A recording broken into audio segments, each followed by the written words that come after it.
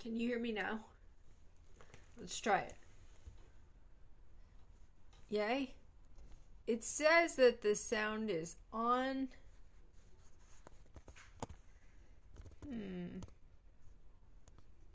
Hey guys, hey Felix.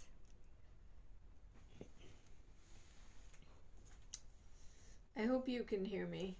Alright, today we're talking about sibling triangulation and whatever else you guys want to talk about. Feel free to jump in. Oh my goodness, thank you.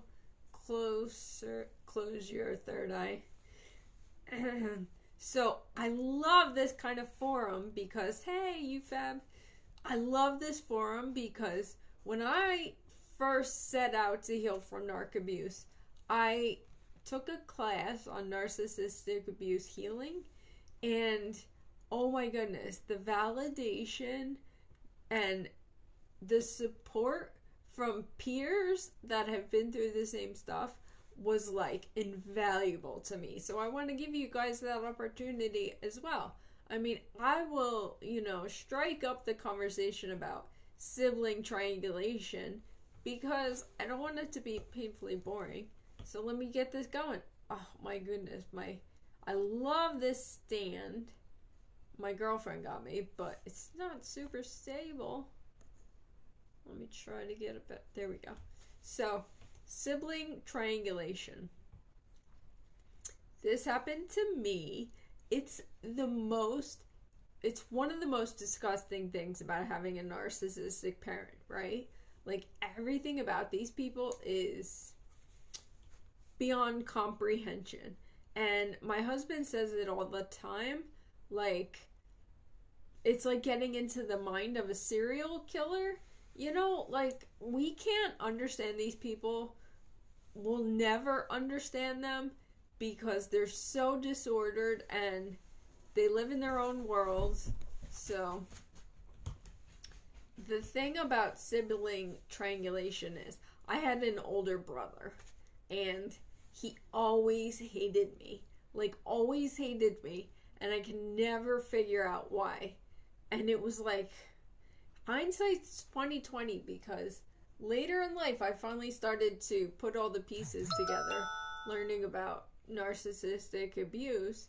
And parents deliberately do this. It's so small and pathetic and disgusting, but narcs are control fanatics, so all they want is like uncontested reign.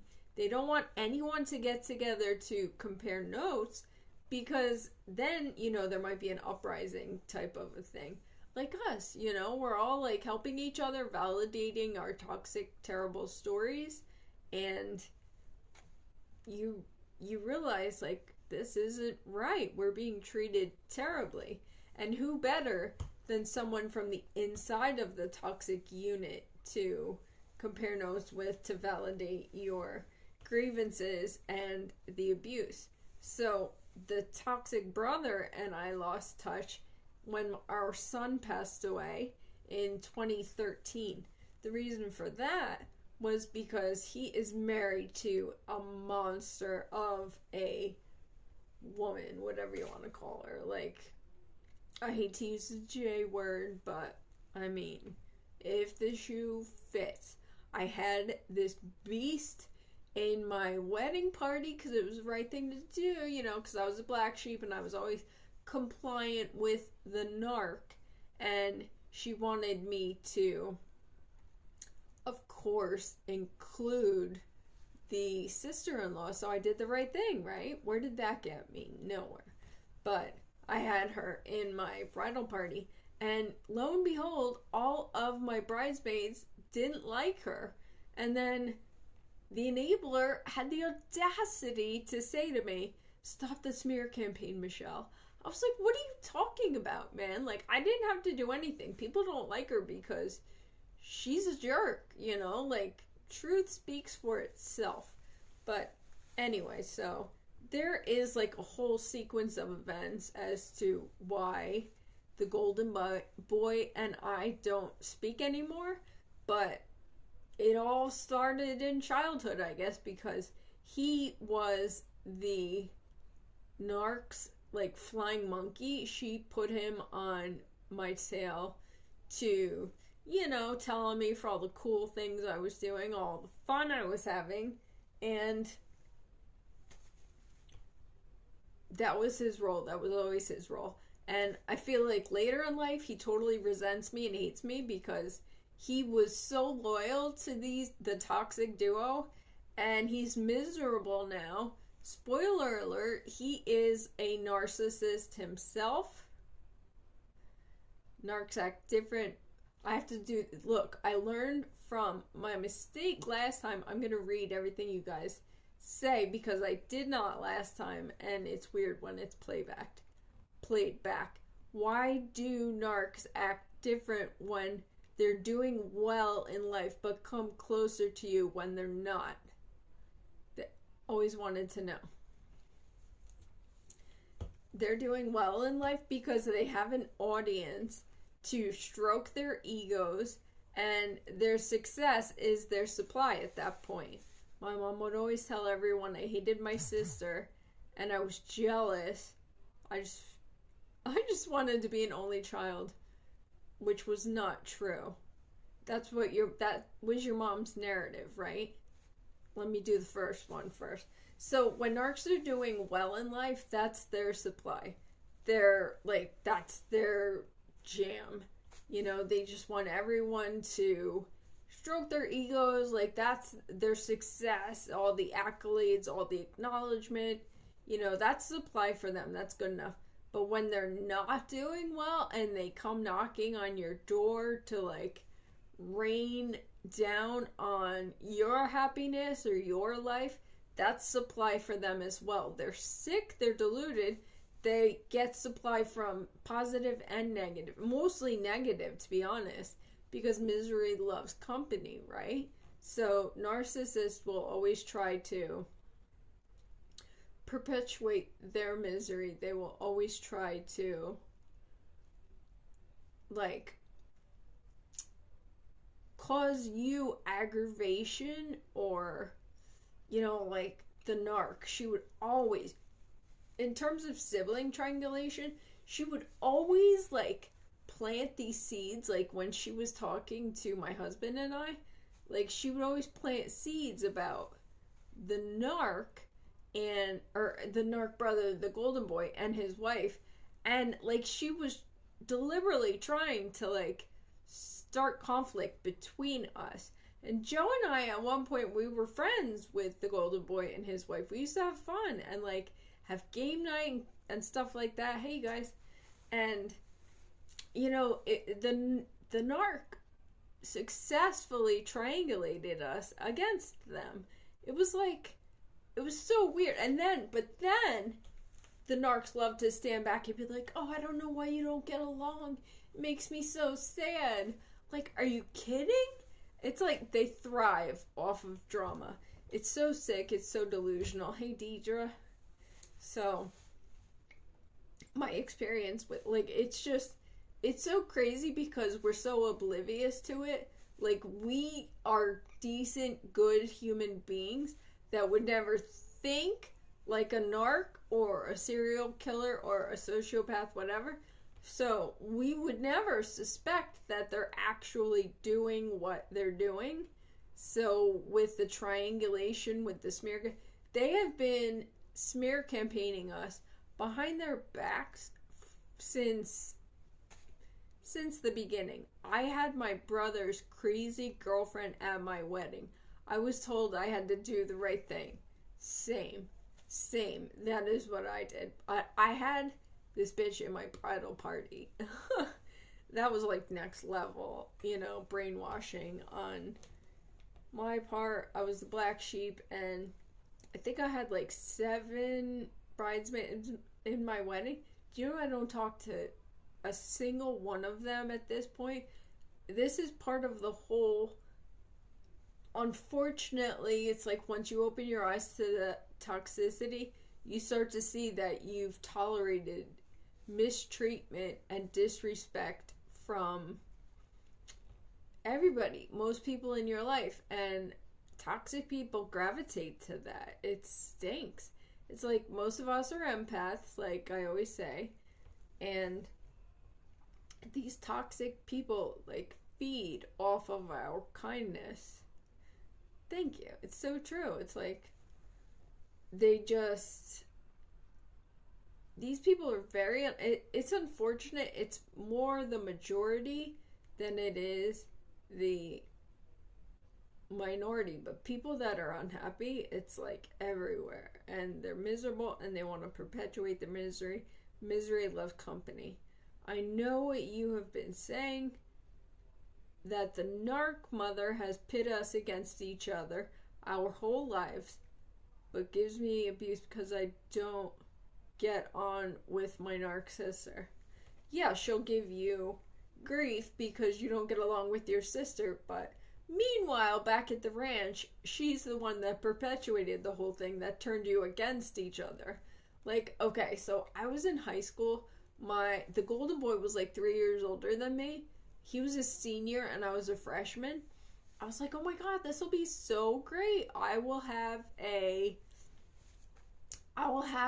older brother in my high school and it'll be great. He'll give me a ride to school, and I have a terrible, don't worry that you're late. I had a lot of technical difficulties back and forth with YouTube. And do you want to be in the video, or did you do that by accident? I did that. I will totally invite you guys in this video if you are. It sucks. It's like hard to type all of this. Good thing I'm talking because I'm not good at typing quickly. But so this jerk was so mean to me when we were in high school. She still holds my mother ransom so she could see her grandkids. Ugh. Alright, so here's my story about the golden boy. So he was driving me to school, right? Do you know that this piece of no worries, accident, I know. I did that too the first time I joined a live. This piece of garbage was driving me to school, right? I thought it was so great. I had an older brother that would drive me. Do you know he went out of his way to make sure I was late every day? Because certain teachers marked you late, certain teachers did not. It so happens that his teacher was the shop teacher, didn't mark them late when they came in late in the morning. My teacher was a Spanish teacher. I don't remember her name. And I mean, healing is a process. I'm still going with it, man. And like, it sucks, like coming to terms with the fact that you don't have a family. But this creep made me late every flipping day, to the point where I got detention. Now I'll tell you, narcs are actually like that. They do petty things, 1000%. So he was making me late because I was getting marked late. So I got a detention. But here is the poetic justice. So I was playing volleyball because I was always involved in sports. And I was on like JV at the time. I was a freshman. And the JV coach, my coach, was the Golden Boys' first period teacher, Mr. Shuttlesworth. God bless that man. I thank him. I think about him intervening for me. And I was like, oh my God, like an adult actually stood up for me. Like, forget my parents, but... So Mr. Shuttlesworth told my brother, he was like, look, if you don't get her to school on time, I'm going to start marking you late, buddy. So that was the end of that. So, because one day I had a detention and my coach was like, why the heck do you have a detention? And I told him why, because of the golden boy being spiteful and getting me to school late just to be a jerk. And, you know, my coach put that to bed. It was so cool. It was total poetic justice, I'll tell you. But it's like, the toxic duo didn't do a dang thing to help me. They didn't they didn't reprimand him at all because he had immunity. I made a video about this. It's like because he was on their team, he was their spy, he was the golden boy flying monkey. So thank you. Mr. Shuttlesworth was such a sweetheart. God bless that man. So the golden boy flying monkey was on their team, right? So he had immunity. He could do whatever the heck he wanted to me. And they were all the while triangulating him against me, smear campaigning me because I was always the bad one because I was the black sheep.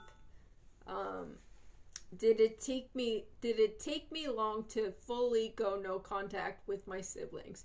You know what? That was pretty quick because, like I said, Joey passed away in 2013, and the golden boy had a son that was like a year older than Joey, so the two of them used to play together. Hey, Mandy.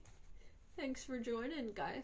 I'm sorry, like I said again, this was such a ordeal with the YouTube thing. I don't know who is worse now, my narc golden child sister or the parents. Seriously, thankfully going no contact with the golden boy was lickety-splickety, easy peasy, lemon squeezy, because his wife super hates me. She was always the J word. Like I said, I don't like to use it. Not my style, but again, couldn't be more obvious. She was just jealous as well because, I have a great husband. Come here. My daughter wanted to be in the live desperately. Hey, this is Josie. Get it? Hello. Josie says hi. All right, thanks, sweet girl. There's a sliding door here in the I had to move into the living room because last J word, jealousy. What is the J word? Jealousy. They're all as bad as each other. They all deserve each other. Thank you for saying that. Totally. She's such a sweetheart. That's my big helper, Josie. She's adorable. I'll tell her she ran out, so I'll make sure she knows she got love. She's named after Joey, our son, because I got pregnant with Josie when Joe and I were going through that agonizing nightmare with, trying to fight brain cancer with Joey.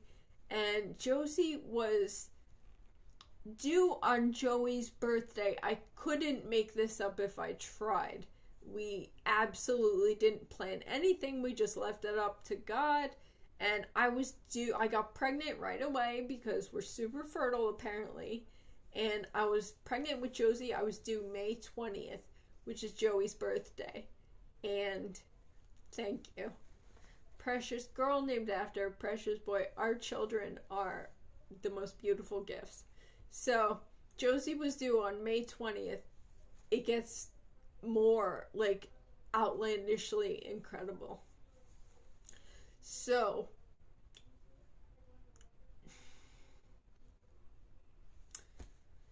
Josie came early, April 19th, when she was due. It was almost a full month.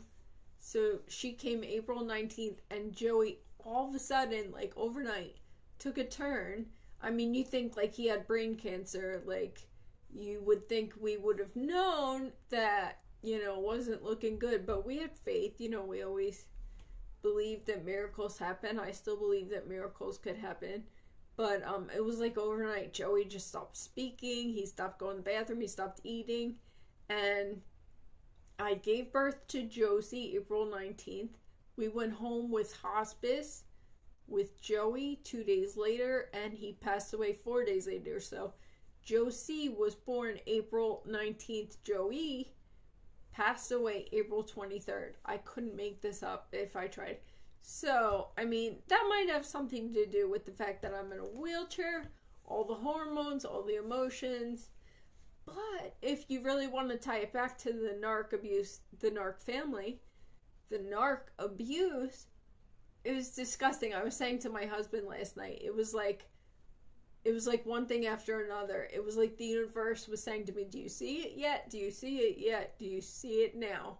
You know, the whole family was a nightmare. They couldn't have been more absent. Like, even the whole, like, extended family. Thank you. My heart goes out to you for your sad loss. It was agonizing. I would never wish it on my worst enemy. It is an emotional roller. It was insane. But I'll tell you, it showed us what our true blessings are. We couldn't be more grateful for our amazing family. And really, I mean, Joe and I have always loved and treasured and cherished our children. But obviously, after the agonizing loss of Joey, you know, it only amplified how we already felt. And I would always think, like, wow, you know, like, if something's going to get through to this evil woman, my narc mother, you know, this will get through to her. She'll appreciate. All right, why do narcs have golden children? The hidden motive, because they want to triangulate everybody. You know, there can be multiple children in a dysfunctional unit. There's typically a golden child, a black sheep. There could also be a lost child if there's more than two kids, you know. The lost child, and sometimes the, you know, roles are exchanged, but it's like narcissists just want to keep everybody divided. They're very divisive so that they can maintain control. So the golden child, it's such a diluted mentality, but it's like they see the golden child like that. It's control. It definitely is. Gemsy Whitehouse. I'm really bad with these like screen names. I think my mother rotates who the golden child is depending on what she needs. That's totally right. You know, it's just whatever serves them at that moment. Narcissists are completely egotistical, self-centered, and manipulative, and it's so disgusting how they can completely destroy a family. And I really wanted to I think I might make a video on this today. Yes, they definitely control, and the supply that comes from the drama. They love the drama. It's so, you know, that's one of the best parts of being no contact, is not dealing with the drama. You know, I've been learning a lot about how drama and emotional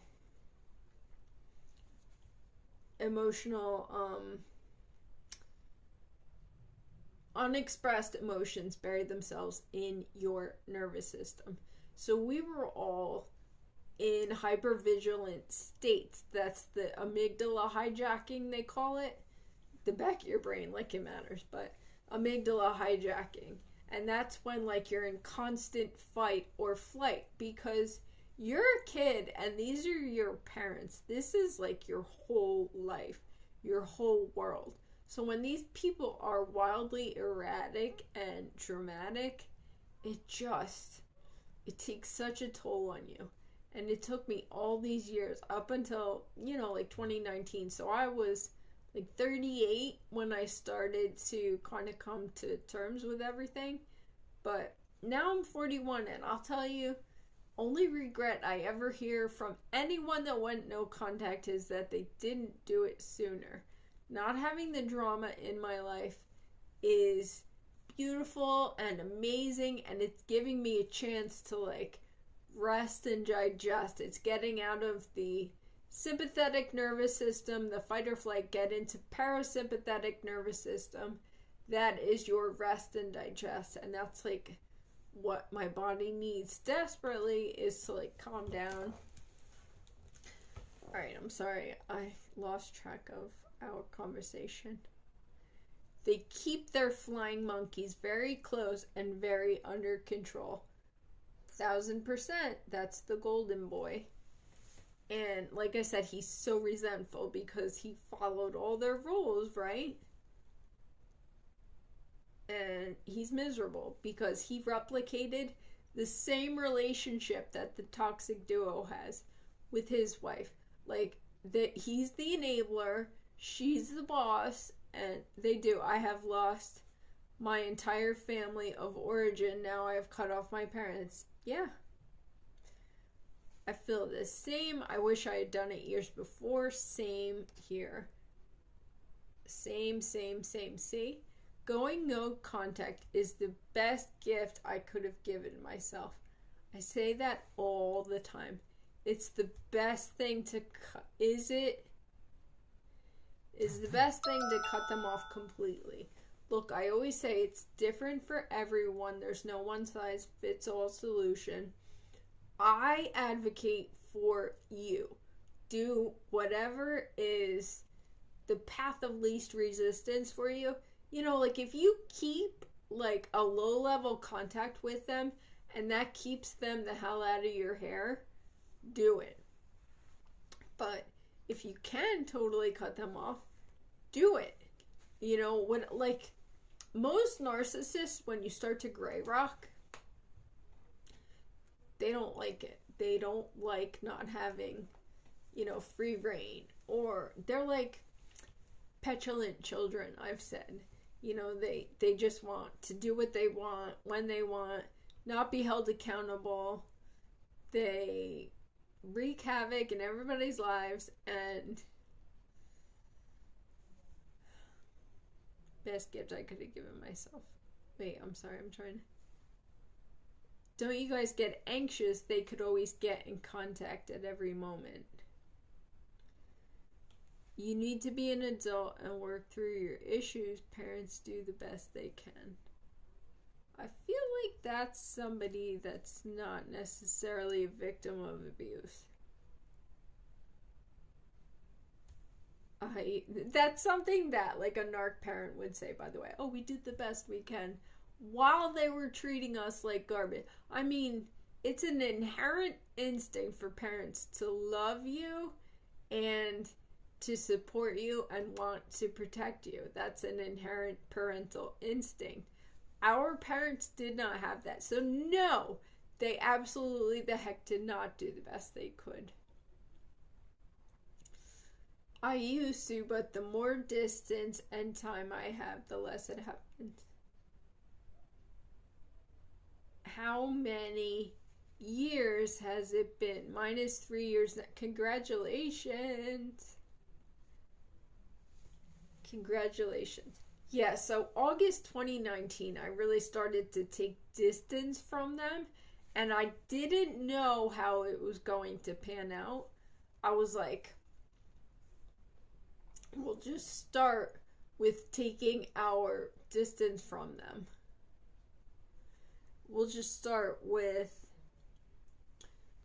you know, creating a space that I can, like, establish my own self-respect, because they have no respect for you whatsoever.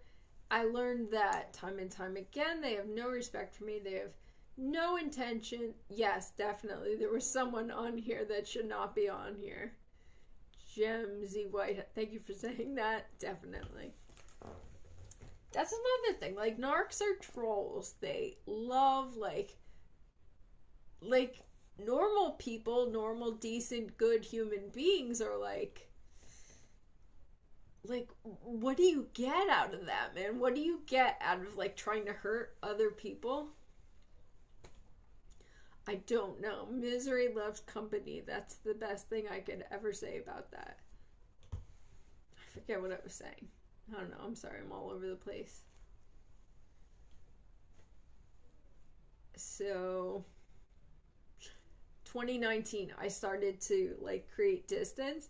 And I always say there's an engulfing parent, and then there's a ignoring narc parent. And my parents were always, like, ignoring. You know, they didn't want to be bothered. They, you know, acted like they totally trivialized, marginalized all of my accomplishments, all the good stuff in my life. And then once I flipped the script and like made it on my terms where I didn't want them in my life anymore, in my family's life. I know they don't deserve to be. They didn't like that, and they got engulfing. They got very like forceful, like kind of force. Like I made a YouTube video about it when it all happened. You know, they came over our house and totally like disrespected me and made sure my husband wasn't home in order to do so. It was just a complete crap show. How do I cope at Christmas? I'll tell you what.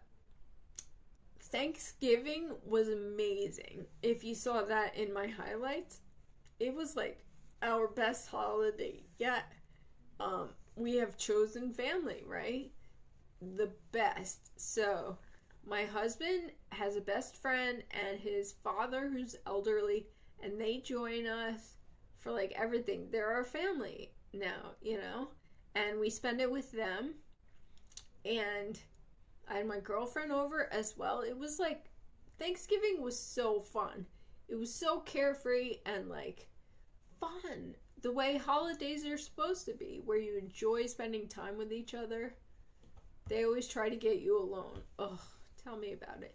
And I'm in a wheelchair. Like, what a sick, wicked woman to like do that. Like, I'm like the ultimate, you know, I'm ultimately vulnerable, and she totally capitalized off of it. And did I get hoovered? Definitely. Well, actually, what should I say? All right, so their best effort at hoovering, they're very materialistic, okay?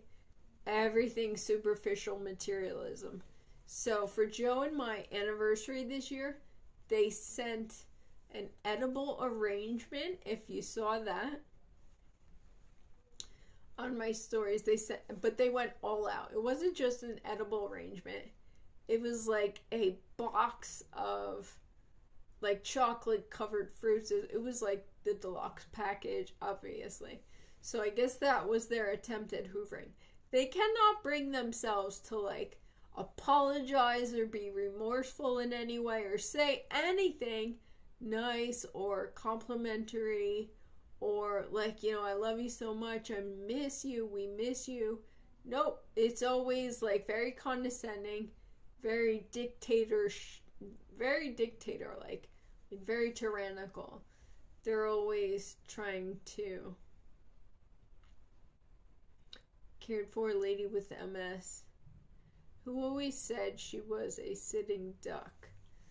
Yeah, it stinks. It's like the ultimate irony, right? Like for our entire lives, we were trying to fend for ourselves. We were always fighting for our own autonomy and advocating for ourselves, and our parents never had our backs. Manipulation with gifts. They're always obligatory gifts, right? To impress people. Of course it's to impress people, to act like they're so bougie, like they're so great. My parents are always trying to hoover me and my kids with gifts and money. God forbid any apologies or taking accountability. Never. That will never happen. That's what has enabled me to really feel confident in my decision to not deal with them anymore, to know that this is the best trajectory for my family. It goes against the grain to not express gratitude for someone for giving you a gift. They can't say they're sorry, they're deluded. Definitely. Yeah, and like they prey on us because we're respectful, good, considerate people, and not saying thank you, which I did for the first time. for the first time, that was like for the anniversary gift that they sent Joe and I didn't respond at all. I have them blocked on my phone. I have them blocked on email, blocked on everything. So the enabler texted my husband or me or something and said, that might have been the last time. When you block someone on your phone and they send you a text message, it goes into like a folder blocked, archived or something. So I did see it with the enabler for the anniversary gift. He sent me a text and he was like, did you get our gift? And I just deleted it. And it totally goes against my nature not to be like, thank you so much. But that's what they want. They just want like a little crack, a little open window so they could come, like, so they could just try to barrel their way through and, control everything. Like, no, I'm done with it. I don't need your gifts. You know what they did last year? They actually sent gifts for Joe and I. They always send gifts for the kids, but they sent Joe and I gifts, and we actually mailed them back, which was like the best. I don't know how much, like $10, $13. It was the best $13 we ever spent because they got the message like, we're good, we don't need your crap. And the kids, we always give the kids the gift that they get, gifts that they give. I'm curious, like Joe thinks that they'll come try to. We only live like 10 minutes away from these monsters. But he would always come drop it off like at our doorstep, and we have a Ring doorbell. So it was always like talking to the Ring doorbell, trying to tell the kids like, oh, we love you, we miss you, like, pathetic, like always trying to be dramatic. They're always the victims, right? Alright, I lost track of what we were saying here. They give you gifts to gain access, most definitely. You accept the smallest thing from them and they think they have access over you. Definitely. I always donate their gifts to charity and cash on my children's school. That's brilliant, Lady AB. I don't know. We give the kids the gifts because I don't want to deprive them of anything, and I don't want, the toxic duo to try to twist the narrative to say, oh, well, they're depriving the kids or blah, blah, blah. Like, this is brilliant, you guys. So the latest hoovering attempt, I guess, whatever, was the narc texted my husband and I. Didn't go through on my phone at all. I don't know why, but it went through on my husband's phone, and he has them blocked as well. And I read this on here when she sent it. She emailed it as well because we didn't respond to the text message. But she said something like, when can your dad and I come over and speak with you? Nothing respectful, nothing about any type of open dialogue. It's all condescending and, controlling. Like, you're not going to speak to me. I'm an adult. Thanks. I don't need you to try to, guilt me or make me feel obligated in some way or guilt me. Like, that worked for a long time, but it doesn't work anymore now that I see what they're doing. So she didn't like that we didn't respond to her text message. So she emailed it to Joe because I have her blocked on email as well. But she emailed it to my husband and we deleted that too. And I have to tell you, like, they're probably totally floundering. And this is not in my nature, but I'll tell you what, it feels pretty great that karma is a beautiful bitch. The worst thing is they're guilt tripping. I know. Like, because we're good people and it's not our nature to, be unappreciative this is a great story. One time I was fighting with the narc mother and I was telling her like all the rattling off like a million terrible things that she did. And I was like, we appreciate this, we appreciate that, blah, blah, blah, blah, blah, because they're always looking for that. And she said to me, she stopped me, and she was like, don't tell me you appreciate it, Michelle. Tell me you understand. I was like, what are you talking about? That was the most outlandish, that's like crazy making. They'll just say something wild and like out of left field because they're trying to throw you off base because they want to gain control. Worst thing is their guilt. My father is her flying monkey, and he's the one who texts me to deliver the guilt trips. Yeah, that's like mine. The enabler, I call him. I call him the henchman, actually, because he's like her right-hand man. Do you know what I came to realize? That these people are not capable of true, genuine, authentic love. So they equate loyalty to love. So they view their commitment to each other and their shared agenda as love. It's twisted, and it's sad that they'll never know what genuine, authentic love is, but my father is her flying monkey. Yeah, like same with mine. Close your third eye. 1000%, right? It's like they just enable each other and their dysfunction. And like I said, the golden boy, the sibling triangulation, like he was her flying monkey like all throughout my school years and everything. And you believe they can change? That's very optimistic of you. I do not believe they can change, because change requires self-reflection and an ability to take responsibility or accountability for your actions, and these people do not have that capacity. They're so fragile. Very interesting, them valuing loyalty with love. Definitely. It's something like and the herd mentality, like the whole extended dysfunctional unit, same thing. They're all like loyal to each other, right? Because they're all disordered, so they have each other, so they normalize it.